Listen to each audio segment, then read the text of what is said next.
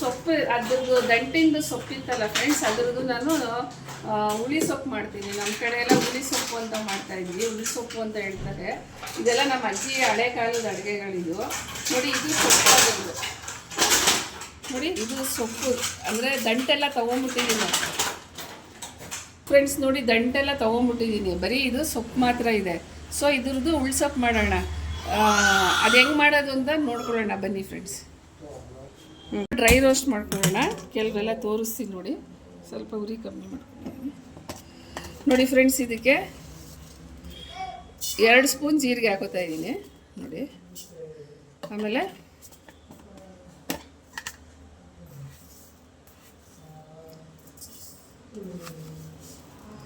ಒಂದೂವರೆ ಸ್ಪೂನ್ ಸಾಸಿವೆ ಹಾಕ್ಕೊಂಡಿದ್ದೀನಿ.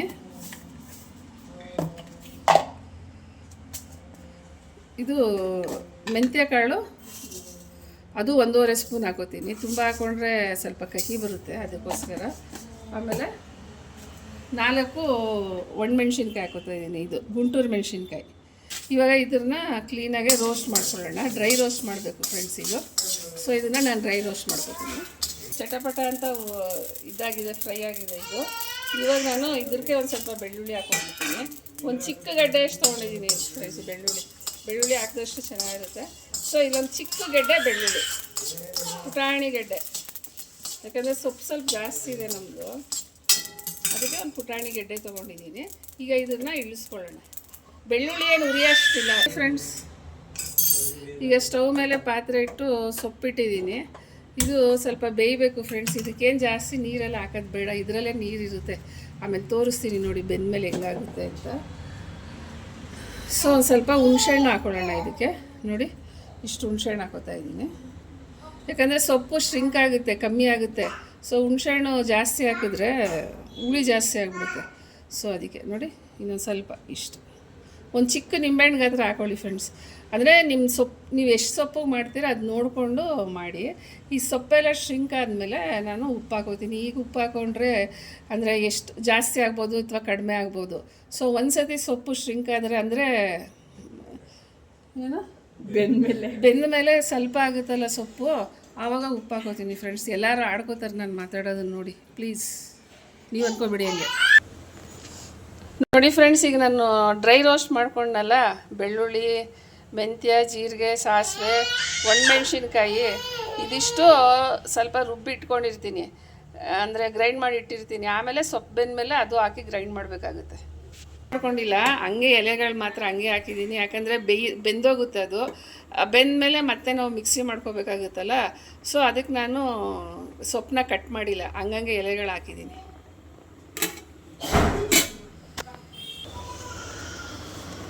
ನೋಡಿ ಫ್ರೆಂಡ್ಸ್, ತುಂಬ ಇದೆ ಸೊಪ್ಪು, ಎಷ್ಟಾಗಿದೆ, ಅದರಲ್ಲಿ ಫುಲ್ಲು ನೀರು ಬಿಟ್ಕೊಂಡಿದೆ. ಅದನ್ನು ಸ್ವಲ್ಪ ಚೆನ್ನಾಗಿ ಆ ನೀರಲ್ಲೇ ಬೇಯಲಿ. ಬೆಂದ ಮೇಲೆ ನಾನು ಸ್ವಲ್ಪ ಉಪ್ಪು ಹಾಕೋತೀನಿ. ಅದು ತುಂಬ ನೋಡಿ ಹಾಕೊಳ್ಳಿ, ಯಾಕಂದರೆ ಇದು ಉಪ್ಪು ಜಾಸ್ತಿ ಹಿಡಿಯಲ್ಲ ಸೊಪ್ಪುಗಳು. ಸಾಲಿಲ್ಲ ಅಂದರೆ ಬೇಕಾದ್ರೆ ಆಮೇಲೆ ಹಾಕಿ ಕಲಿಸ್ಕೋಬೋದು. ಇವಾಗ ಮಾತ್ರ ಸ್ವಲ್ಪ ನೋಡಿ ಹಾಕೊಳ್ಳಿ. ಉಪ್ಪು ಜಾಸ್ತಿ ಆಗಿಬಿಟ್ರೆ ಚೆನ್ನಾಗಿ ಅನಿಸಲ್ಲ. ನೋಡಿ ಉಪ್ಪು ಹಾಕಿದ್ದೀನಿ. ಈಗ ಒಂದು ಸತಿ ಕ್ಲೀನಾಗಿ ಇದನ್ನು ತಿರುಗಿಸ್ಕೊಂಬಿಡೋಣ.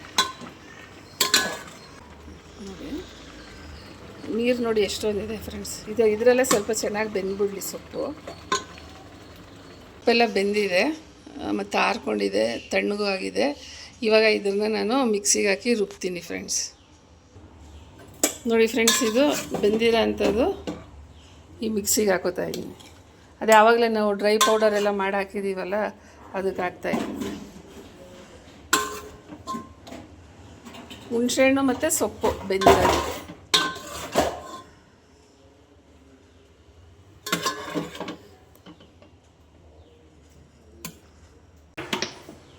ಅಭಿ ಬಾಯಿಗೆ ಮಿಕ್ಸಿ ಆನ್ ಮಾಡು. ನೋಡಿ ಫ್ರೆಂಡ್ಸ್, ಮಿಕ್ಸಿಗೆ ಹಾಕೋತಾ ಇದ್ದೀನಿ. ಇದನ್ನು ನುಣ್ಣಗೆ ರುಬ್ಕೊಂಡಿದ್ದೀನಿ, ಸೊಪ್ಪನ್ನ ನುಣ್ಣಗೆ ರುಬ್ಬಿದ್ದೀನಿ ನೋಡಿ. ಅದು ಬೇಯಿಸ್ಕೊಂಡ್ವಲ್ಲ, ಅದು ಆ ಡ್ರೈ ಪೌಡರ್ ಡ್ರೈ ರೋಸ್ಟ್ ಮಾಡ್ಕೊಂಡು ಹಾಕ್ಕೊಂಡಿದ್ವಲ್ಲ, ಮೆಂತ್ಯ, ಜೀರಿಗೆ, ಸಾಸಿವೆ, ಒಣಮೆಣ್ಸಿನ್ಕಾಯಿ, ಅದರ ಜೊತೆಗೆ ಇದು ಹಾಕಿ ಗ್ರೈಂಡ್ ಮಾಡ್ಕೊಂಡಿದ್ದೀನಿ. ಇವಾಗ ಸ್ಟವ್ ಮೇಲೆ ಬಾಣಲಿ ಇಟ್ಟು ಇದನ್ನು ಒಗ್ಗರಣೆ ಮಾಡ್ಕೊಳ್ಳೋಣ.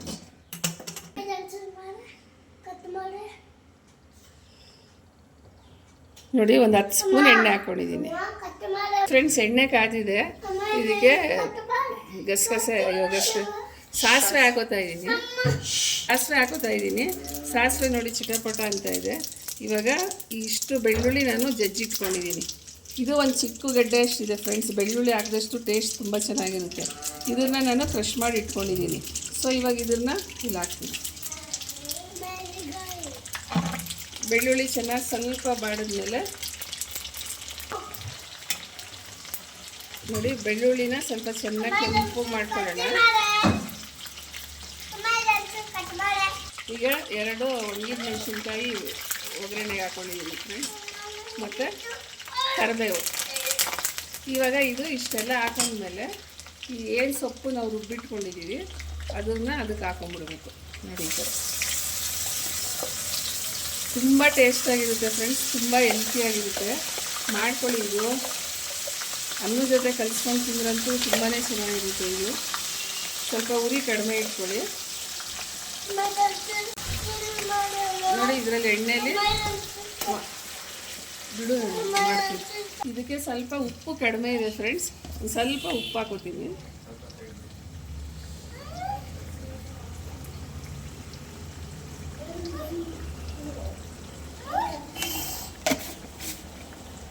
ಈಗ ನೋಡಿ, ಇದು ಎಣ್ಣೆಯಲ್ಲಿ ಚೆನ್ನಾಗಿ ಸ್ವಲ್ಪ ಬಾಡಿಸ್ಕೊಳ್ಳೋಣ.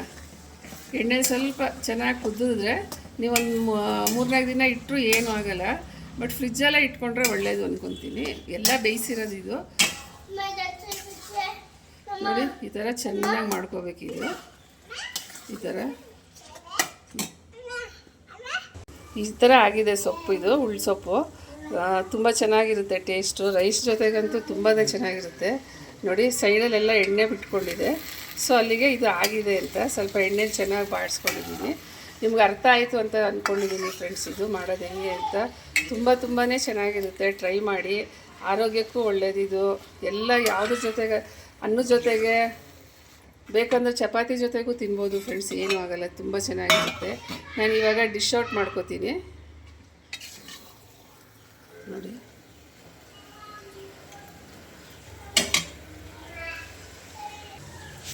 ನೋಡಿ ಫ್ರೆಂಡ್ಸ್, ಡಿಶ್ ಔಟ್ ಮಾಡ್ಕೊಂಡಿದ್ದೀನಿ. ನೋಡಿ ಎಷ್ಟು ಚೆನ್ನಾಗಿ ಬಂದಿದೆ. ಇದು ಸೊಪ್ಪಿಂದು ಹುಳಿ ಸೊಪ್ಪು ಅಂತ. ಇದು ತುಂಬ ಚೆನ್ನಾಗಿರುತ್ತೆ. ನೋಡಿ, ಈ ಥರ ಮಾಡ್ಕೊಂಡು ತಿನ್ನಿ, ಒಳ್ಳೆ ಟೇಸ್ಟ್ ಇರುತ್ತೆ, ತುಂಬ ಚೆನ್ನಾಗಿರುತ್ತೆ ಫ್ರೆಂಡ್ಸ್. ಇನ್ನೂ ಏನೇನೋ ಸೊಪ್ಪಲ್ಲಿ ಮಾಡ್ಬೋದು ಅನಿಸುತ್ತೆ, ನಂಗೆ ಗೊತ್ತಿಲ್ಲ.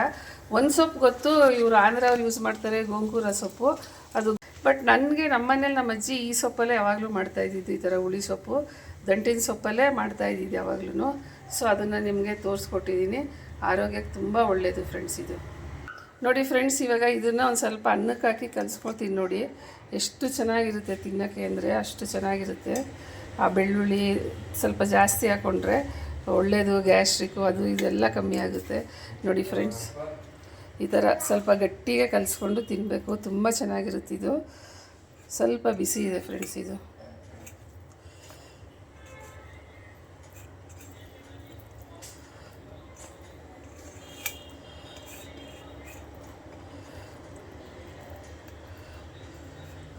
ನೋಡಿ ಫ್ರೆಂಡ್ಸ್, ಈ ಥರ ಕಲಿಸ್ಕೊಂಡು ತಿಂದರೆ ತುಂಬ ಚೆನ್ನಾಗಿ ಬರುತ್ತೆ. ಇದು ತಿನ್ನೋಕ್ಕೆ ಟೇಸ್ಟ್ ಅಂತೂ ಒಳ್ಳೆ ಟೇಸ್ಟ್ ಇರುತ್ತೆ.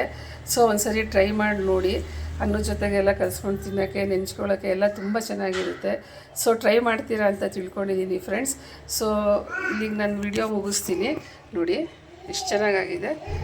So bye.